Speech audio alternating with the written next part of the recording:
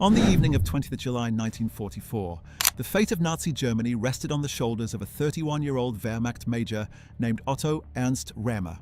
When conspirators led by Colonel Claus von Stauffenberg attempted to assassinate Adolf Hitler and seize control of the German government, Remer received orders to arrest Propaganda Minister Joseph Goebbels. Pistol in hand, he entered Goebbels' office. But instead of arresting him, Remer found himself on the telephone with Hitler himself, who had survived the bomb blast at the Wolf's Lair. Within hours, Remer's troops crushed the conspiracy and arrested the plotters, who were executed by firing squad that same night. Hitler rewarded Remer with an immediate double promotion to colonel, but for his wife Marga and their 3 children, that pivotal night set the family on a course that would span continents, courtrooms, and decades of controversy. Their story reveals how the legacy of 23rd July 1944 outlived not only the Third Reich but Remer himself, shaping his family's fate long after the war ended. Otto Ernst Remer was born on 18th August 1912 in Neubrandenburg, Mecklenburg-Strelitz, the eldest of 6 sons born to Otto Remer and Elizabeth Pilgrim. His father worked as a judicial officer, and young Otto grew up in a bourgeois household that instilled discipline and patriotism. The family was solidly middle-class, respectable, the kind of German family that would produce loyal servants of whatever state held power. 2 of Otto's brothers would die during the Second World War, casualties of the conflict he helped prolong. At 13, young Otto joined the militarist youth association Jungsturm, and from that moment he resolved to become a military officer. In 1932, at the age of 20, he enlisted in the Reichswehr, beginning a career that would take him through some of the most consequential moments of the 20th century. Notably, Remer never formally joined the Nazi Party, though his actions would serve Hitler's regime, more decisively than those of many card-carrying members. When war broke out in September 1939, Remer was an Oberleutnant in a motorized infantry company. He served in the invasion of Poland, the Balkans campaign, and Operation Barbarossa, the massive German assault on the Soviet Union. By April 1942, he commanded a battalion in the elite infantry regiment Grossdeutschland, nicknamed Die Feuerwehr, or the Fire Brigade, for its role as a rapid response unit. During the brutal fighting at Kharkov in early 1943, his troops covered the withdrawal of an entire Waffen-SS tank corps. For this action, he received the Knight's Cross. In November 1943, Hitler personally presented him with the oak leaves to the Knight's Cross for leadership at Krivoy Rog. Remer was wounded 9 times during the war, earning the Golden Wounded Badge and solidifying his reputation as a courageous frontline commander. In March 1944, after recovering from wounds, the newly promoted Major Remer was chosen to command the Wachbataillon Grossdeutschland, the Guard battalion responsible for security duties in Berlin. It was a prestigious assignment, placing him at the heart of the Reich's capital, yet it also positioned him to play a decisive role in the most dramatic internal crisis of the Nazi regime. On 20th July 1944, when the conspirators of Operation Valkyrie believed Hitler was dead and began issuing orders to arrest Nazi officials, Remer initially followed his chain of command. General Paul von Haase, the military commander of Berlin, and himself a conspirator, ordered Remer to seal off government buildings and arrest Goebbels. What happened next became the defining moment of Remer's life. Standing in Goebbels' office, he hesitated. Goebbels insisted Hitler was alive and picked up the telephone, asking to be connected to the Wolf's Lair in East Prussia. Within a minute, Hitler was on the line. "Major Remer, can you hear me? Do you recognize my voice?" Hitler asked. Remer confirmed he did. Hitler then gave him full authority to crush the conspiracy. Remer immediately reversed course, leading his troops to the Bendler Block, the Berlin military headquarters where the plotters had gathered. By midnight, Stauffenberg and the other principal conspirators were dead, executed by firing squad on the orders of General Friedrich Fromm, who sought to eliminate evidence of his own prior knowledge of the plot. That same night, Hitler promoted Remer 2 ranks to Oberst, and in January 1945, elevated him to General Major. For the remainder of the war, Remer commanded the Führerbegleiter Brigade and later the Führerbegleiter Division, elite units formed from Grossdeutschland veterans. He led his division during the Ardennes offensive and in desperate defensive actions on the Eastern Front. In April 1945, his men held positions in Silesia, attempting to shield civilian refugees fleeing the advancing Red Army. Contemporary accounts suggest his leadership during these final months was controversial, with some fellow officers criticizing his tactical decisions and the high casualties his units suffered. As the Third Reich collapsed in May 1945, Remer managed to avoid capture by Soviet forces. He surrendered to American troops and was held as a prisoner of war until 1947. During his internment, the American commander of a camp holding German generals reportedly said of him, "Of the 87 German generals in this camp, General Remer is the only one whom I respect as courageous and honorable." Whether this reflected genuine admiration or simply Remer's ability to present himself favorably remains unclear. What is certain is that he emerged from captivity with his military reputation largely intact, at least among those who shared his worldview. By this time, Remer had a family to support. He had married Marga von Bleis, with whom he had 3 children, 2 sons and a daughter. The details of their wartime experiences remain largely undocumented, but like countless military families, they would have endured the uncertainties of war, the prolonged absences, and the anxiety of not knowing whether husband and father would survive. The collapse of Germany in 1945 brought different challenges. With Remer in Allied custody and the family's former status dissolved, Marga and the children faced the difficult transition from being the wife and offspring of a decorated general to just another family struggling in the ruins of post-war Germany. Upon his release from American captivity in 1947, Remer initially worked as a bricklayer, a dramatic fall from his former prominence. But obscurity did not suit him. Within 2 years, he plunged back into political life, drawn to circles that refused to accept Germany's defeat or acknowledge the crimes of the Nazi regime. In 1949, he became a founding member of the Sozialistische Reichspartei, the Socialist Reich Party, one of the most openly neo-Nazi organizations in post-war West Germany. Alongside co-founders Fritz Dahls and Gerhard Krüger, Remer built a party that attracted former Nazis, Wehrmacht veterans, and those who rejected the democratic order imposed by the Allied occupation. The SRP made no effort to disguise its ideological lineage. Its structure mimicked the NSDAP, with a paramilitary wing called the Reichsfront and a youth organization called the Reichsjugend. The party's leadership consisted primarily of former old fighters and active National Socialists who considered their Nazi past not a liability, but a qualification for leadership. Party correspondence, later seized by authorities, revealed that a National Socialist past and continuing commitment to Nazi ideology were typically considered necessary and sufficient qualifications for holding party office. The party advocated the restoration of a sovereign German Reich, rejected Germany's integration into Western alliances, and called for the removal of foreign troops from German soil. It claimed that Grand Admiral Karl Dönitz was the last legitimate head of state, having been appointed by Hitler himself. Its propaganda denied the Holocaust, claiming that the Americans had fabricated evidence of concentration camps, building fake gas chambers and producing bogus newsreel footage. Remer travelled from town to town, addressing rallies where he recounted his role in crushing the 20 July plot and denounced the conspirators as traitors in the pay of foreign powers. In a peculiar twist reflecting the complexities of Cold War politics, the SRP also received funding from the Soviet Union, which saw the party's anti-American, anti-NATO stance as useful for destabilizing West Germany. The Soviets apparently viewed the German Communist Party as ineffectual and preferred to channel resources to Remer's movement instead. For Marga and the children, this period must have been marked by a strange duality.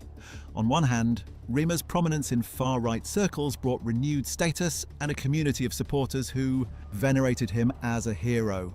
On the other, the family lived under the constant scrutiny of German authorities and the disapproval of mainstream society. The SRP's appeal was substantial but limited. In the 1951 elections, the party won over 360,000 votes in Lower Saxony, securing 11% of the vote and 16 seats in the state parliament. It also won 8 seats in the Bremen state parliament.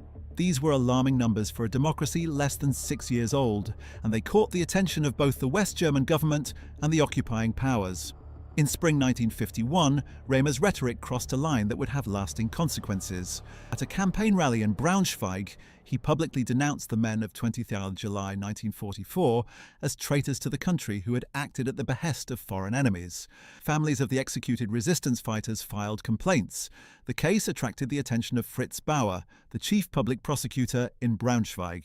Bauer was a Jewish survivor who had spent years in Nazi concentration camps and fled to Scandinavia before returning to Germany in 1949, with a determination to confront the Nazi past through the legal system. He saw in the Remer case an opportunity to establish a crucial legal and moral precedent. The trial that followed in March 1952 became one of the most significant legal proceedings in early West German history. Bauer's strategy was audacious. Rather than simply proving that Remer had defamed the memory of the dead, he sought to demonstrate that the Nazi regime itself was an illegitimate Unrechtsstaat, a lawless state against which resistance was not merely permitted, but morally required. He called historians, theologians, and survivors of the plot as witnesses. They testified that by July 1944 the war was already lost, that continuing it served only to prolong needless suffering, and that the conspirators acted from patriotic motives to save Germany from further destruction. The courtroom drama attracted national attention. Remer himself played a secondary role, as one observer noted. The issue of Remer seems to have been lost under the table. The real question before the tribunal was whether the men of 20th July 1944 were heroes or traitors. On 15th March 1952, the Landgericht Braunschweig delivered its verdict. The court found Remer guilty of defamation and sentenced him to 3 months' imprisonment. More significantly, the judges explicitly adopted Bauer's argument, declaring that Hitler's government had been a lawless regime against which resistance was justified. For the first time, a German court had officially designated the Third Reich as an Unrechtsstaat and recognized the 20th of July conspirators as acting in accordance with conscience and duty. The verdict was a landmark in West German legal history. It established the moral and juridical foundation for honoring the resistance, a foundation that would grow over subsequent decades until the men and women of 20th of July became central figures. In Germany's democratic self-understanding, the presiding judge explicitly repeated the thesis that Hitler's government had been lawless. Consequently, plotting against him could not constitute treason. Even if the conspirators had made contacts abroad, they had evidently done so to help Germany and to probe the intentions of the enemy after a potential overthrow of the regime. The court emphasized that the plotters' supreme motive had been to save Germany from injustice and destruction. A public opinion survey taken in 1951, before the trial, had revealed that over half of Germans viewed the 20th July conspiracy negatively, with 1/5 believing Germany had lost the war because of such traitors. The Braunschweig verdict began the slow process of changing this perception. For Remer, however, the verdict was merely an inconvenience. Rather than serve his sentence, he went into hiding at a chalet belonging to Countess Faber-Castell, an early supporter of the SRP. Meanwhile, the West, German government moved against the party itself. On 23 October 1952, the Federal Constitutional Court declared the SRP unconstitutional and ordered its dissolution, seizing its assets and stripping its members of their parliamentary mandates. The ruling explicitly identified the SRP as a successor organization to the NSDAP, making it the first party banned under the new Basic Law. With the party destroyed and facing arrest, Remer fled Germany. He surfaced in Egypt, where he joined a community of former Nazis who had found refuge in Gamal Abdel Nasser's pan-Arab nationalist state. Cairo in the early 1950s was remarkably hospitable to Germans with compromised pasts. King Farouk had welcomed SS and Gestapo officers after the war, and Nasser continued this policy, valuing German military and intelligence expertise for his confrontation with Israel and the Western powers. Remer worked as a military advisor, leveraging his connections and experience. He became acquainted with Johann von Leers, the virulently anti-Semitic propagandist who had served under Goebbels and now worked for Egyptian intelligence. He also reportedly met Otto Skorzeny, the commando leader famous for rescuing Mussolini, and Hans Ulrich Rudel, the decorated Stuka pilot. For Marga and the children, Remer's flight to Egypt meant either separation or upheaval. The historical record does not clearly indicate whether the family joined him abroad during this period or remained in Germany. What is known is that Remer spent several years in the Middle East, moving between Egypt and Syria, engaging in arms dealing and military consulting. The connection between former Nazis and Arab nationalist regimes was mutually beneficial. The Arabs offered sanctuary and business opportunities, while the Germans provided technical expertise, military training, and intelligence tradecraft honed in the war against the Allies. Joachim Daumling, the former head of the Gestapo in Düsseldorf, helped establish NASA's secret service. In this milieu, Remer thrived. In 1956, he was reported to be operating out of Damascus, where he supplied weapons to various clients, including the Algerian National Liberation Front, fighting for independence from France. In 1962, during the Cuban Missile Crisis, Remer and another former SRP member, named Ernst Wilhelm Springer, reportedly sold 4,000 pistols to Fidel Castro. He maintained contacts with Yasser Arafat and the Palestinian movement, later claiming, "I know Mr. Arafat quite well, naturally. I saw him many times. He invited me to eat at his headquarters." During his years in exile, Remer reportedly brokered deals between West German companies and Arab states, though he denied arranging arms shipments, noting that the Soviets already supplied the Arab world's military needs. His Middle Eastern activities placed him at the intersection of Cold War geopolitics, post-colonial nationalism, and the enduring networks of former Nazis who found common cause with anti-Western and anti-Israeli movements. For his family back in Germany, assuming they did not accompany him, this period meant years of absence and uncertainty. The father and husband transformed into an international fugitive, pursuing shadowy business interests in distant lands. By the 1980s, circumstances had changed sufficiently for Remer to return to West Germany. The exact year of his return is sometimes given as 1981, by which point the criminal charges from the 1950s had presumably lapsed or been resolved through amnesty. He settled in Bavaria and remarried. His second wife, Anneliese Heipke, would become his partner in both life and political activism. Together, they established the Remer-Heipke publishing house, which produced revisionist literature and Remer's own writings. Anneliese managed the business operations, first from Bad Kissingen in Germany, and later from Spain, becoming an integral part of her husband's continuing agitation. Remer did not return to retire quietly. Despite his age, he threw himself back into far-right politics with renewed energy. He founded an organization called the Deutsche Freiheitsbewegung, the German freedom movement, which served as an umbrella for some 23 underground neo-Nazi splinter groups. The GFM advocated German reunification and the withdrawal of NATO forces from German soil, positions that found unexpected resonance as Cold War tensions fluctuated. Remer had always viewed the Soviet Union as a lesser evil than what he considered the Jewish-dominated United States, which he described as synonymous with the destruction of European culture. He rejected Germany's integration into the European community and opposed the Western alliance, believing instead that Germany should seek a partnership with Moscow. Ironically, this anti-American, pro-Soviet stance had animated the SRP decades earlier and had attracted Soviet funding. When the Berlin Wall fell in 1989 and reunification became reality in 1990, Remer welcomed it, though the reunified Germany that emerged bore no resemblance to the Reich he envisioned. From 1991 to 1994, Remer published a political newsletter called the Remer Depesche, which he used to disseminate his views on history and politics. He also published a newsletter called Der Bismarck Deutsche during this period. The newsletter contained articles denying the Holocaust, describing it as a myth invented by Germany's enemies to defame the German people and extract reparations. This brought him into renewed conflict with German law. In October 1992, a court in Schweinfurt convicted him of incitement to racial hatred and sentenced him to 22 months imprisonment. The convictions stemmed from articles in 5 issues of the Remer Depesche that denied the existence of the Holocaust and accused the Allies of fabricating evidence. The judges refused to consider evidence presented by Remer's defense, applying Germany's strict laws against Holocaust denial. Remer appealed the conviction, taking his case all the way to the European Commission on Human Rights. He argued that his trial had been unfair and that the conviction violated his freedom of speech. The Commission unanimously rejected his complaint, finding no violation of his rights under the European Convention. Having exhausted his legal options, Remer faced a choice: accept imprisonment in Germany or flee once again. In February 1994, at age 81, he chose exile, settling in the Spanish resort town of Marbella. Anneliese accompanied him, and together they continued their publishing activities from abroad. Spain proved to be a safe haven.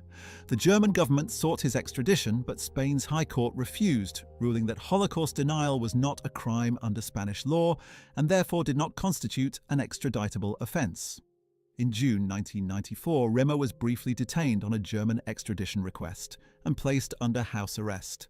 Judge Balthasar Garzon reviewed the case and ordered his release, citing Remer's advanced age, poor health, and the fact that his alleged offense did not constitute a crime under Spanish law.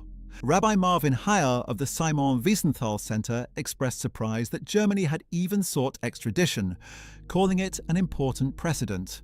"I was very surprised that the Germans had acted in the first place, because the Germans never acted before for someone denying the Holocaust," Heyer observed. There was no outstanding extradition request on him for crimes that he participated in during the war. The only thing they had on him was the fact that he escaped from detention. The decision highlighted the divergence in how different European countries approach the legal regulation of historical memory. In Spain, Remer could speak and publish freely, continuing to influence the international network of Holocaust deniers and far-right activists who looked to him as an elder statesman of their movement. Remer lived out his final years in Marbella, his health declining, but his views unchanged. He gave interviews to sympathetic publications, attended conferences of revisionist historians, and maintained correspondence with like-minded activists around the world.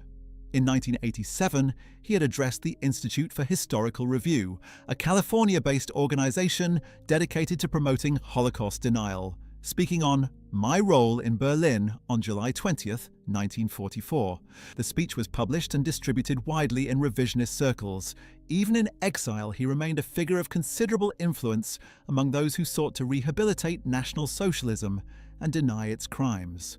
On 4 October 1997, Otto Ernst Remer died in Marbella at the age of 85. He had been in poor health for months, and the end came from natural causes. His wife Anneliese survived him. His remains were cremated, with plans for the ashes to be buried later in Germany. The news of his death was reported in newspapers around the world, obituaries recounting his role in the events of 20 July 1944, and his subsequent career as a neo-Nazi activist. A fellow veteran of the Grossdeutschland division offered a pointed assessment. "No judgment will be made here as to whether his decision on 20th of July was right or wrong, but the consequences of his decision were so terrible and have cost so much of the best German blood that we old soldiers had expected that a man to whom destiny gave such a burden to carry until the end of his life would recognize this, and would thereafter live quietly and in seclusion. We, his former comrades, lack any sympathy for the fact that Herr Remer fails to summon up this attitude of self-effacement. What of Remer's children from his first marriage to Marga von Blass? The historical record is remarkably silent on their fates. 2 sons and a daughter grew up as the children of one of the most controversial figures in post-war Germany, bearing a name associated with the crushing of the resistance and the survival of the Nazi regime for 10 additional months of war. Whether they followed their father's path or distanced themselves from his legacy, whether they spoke publicly or retreated into anonymity, remains largely unknown. Unlike the descendants of other prominent Nazi figures who have sometimes emerged to confront or defend their family histories, the Remer children appear to have chosen obscurity. Anneliese Heipke continued her publishing activities after Remer's death. The Remer Heipke publishing house remained active, issuing works by figures associated with Holocaust denial and far-right politics. Among the authors she published was Florentine Rost van Tonningen, the widow of the Dutch NSB leader Meinoud Rost van Tonningen, known as the Black Widow for her unrepentant Nazi sympathies. The publishing house represented one way in which Remer's legacy persisted beyond his death, a vehicle for disseminating the ideology he championed throughout his post-war life. Remer's story illuminates the complex aftermath of 20th July 1944 and the broader challenges of confronting the Nazi past in post-war Germany. The conspirators whom he helped destroy are now honored as heroes, their memory preserved in memorials, museums, and the national consciousness. The Bendler block, where Stauffenberg and his fellow plotters were executed, houses a memorial and exhibition center dedicated to the German resistance. Every year on 26th of July, official ceremonies commemorate their sacrifice.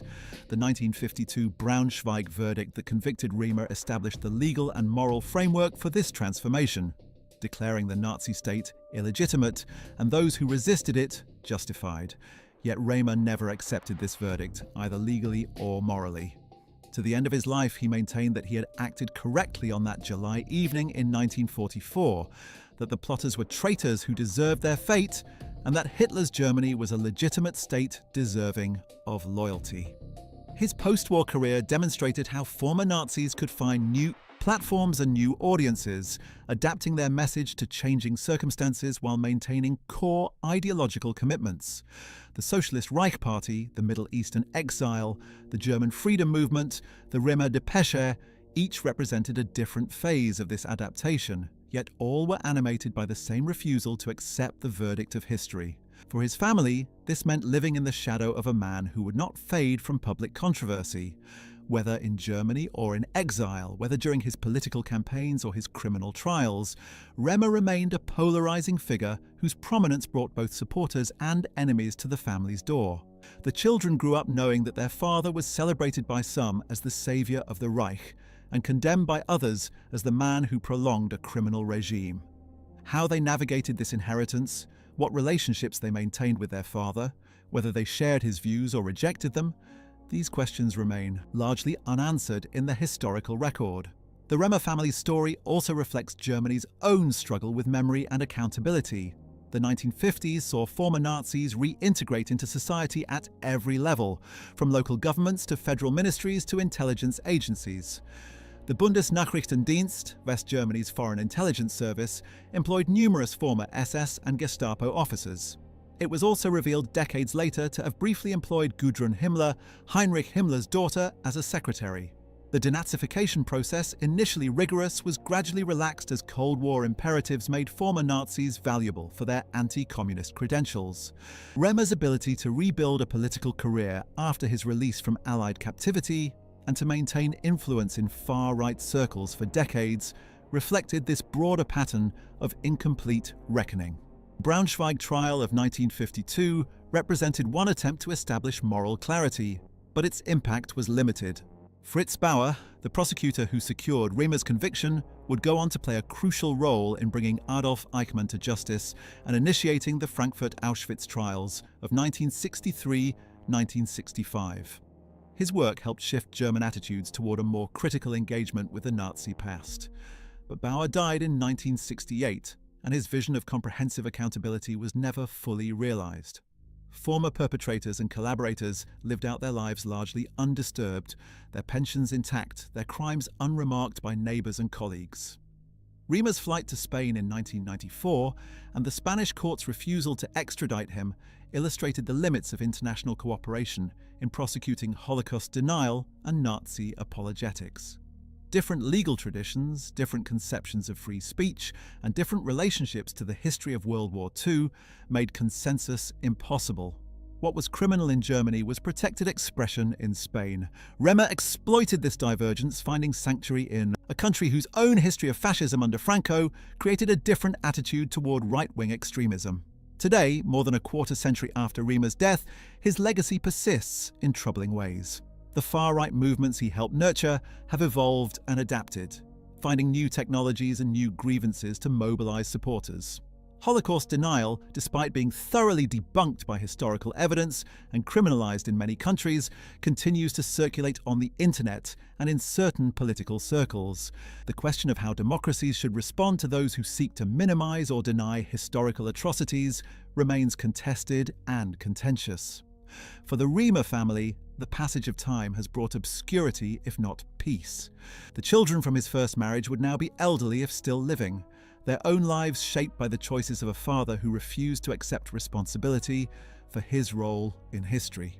Whether they have descendants, whether those descendants know or care about their great-grandfather's story, whether the Remer name carries any weight in contemporary Germany, these are questions the historical record does not answer. Perhaps this obscurity represents a kind of resolution, the family finally escaping the shadow that Otto Ernst Remer cast over German history for more than half a century. The story of what happened to Otto Remer's family after World War II is, in many ways, a story of what did not happen. The full reckoning, the clear accounting, the decisive break with the past that many hoped for but few achieved. Remer lived to be 85.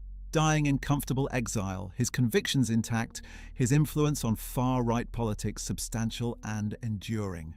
His family bore the consequences of his choices, whatever those consequences were, largely out of public view. Their silence speaks its own kind of testimony, perhaps of shame, perhaps of continued loyalty, perhaps simply of the desire to live ordinary lives free from the burden of history. If you found this video insightful, watch What Happened to Heinrich Himmler's Family After WW2 next, a story of the SS chief's daughter who defended her father until her dying day, and the great-niece who chose to confront the family's terrible legacy. Like this video, subscribe, and hit the bell for more historic weirdos. Yeah, thanks for watching.